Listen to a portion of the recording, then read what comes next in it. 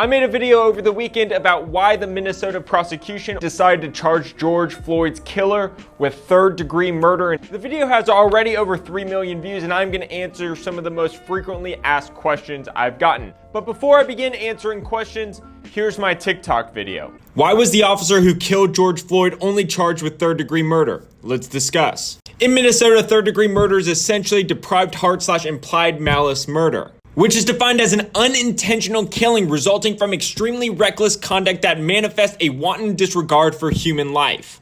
Now, could intentional murder have been alleged, first or second degree? Probably, but they strategically didn't do that. That's because if they alleged intentional murder, the jury would have to consider whether or not the officer had the actual intent to kill. And if the jury rejects that notion, well, then they risk convicting him of a lesser crime such as involuntary manslaughter. This approach will allow the jury not to focus on the subjective intent of the officer, but of the objective extreme recklessness of the situation. And it gives the prosecution the best chance of a murder conviction, which is what I think is appropriate. What are your thoughts? The first question I've been getting a lot is, can the charges change? The answer to that is yes. They can change at any time as more evidence comes out. More charges could be added or charges can be dropped as well. Question 2, was George Floyd's killer charged with other crimes? Yes, he was also charged with second-degree manslaughter. However, in that video, I just wanted to preface the murder charges because that seemed to be where the public had concern. Can the other 3 officers be charged? And if so, what can they be charged with?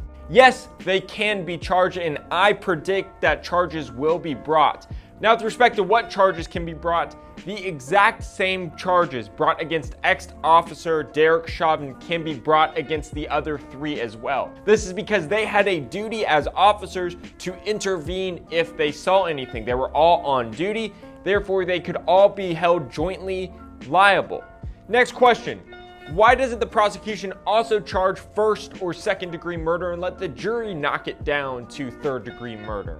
That's a great question. So as stated in my video, if you charge first or second degree murder, the element of intent gets brought into the equation. The jury gets to fixate and consider the officer's intent, but if you take that away and don't even charge it to begin with, it is not even part of the conversation. Instead, the jury gets to focus on the objective unreasonableness and recklessness of the ex-officer's actions, giving the prosecution the best chance for a murder conviction. So this was a strategic move.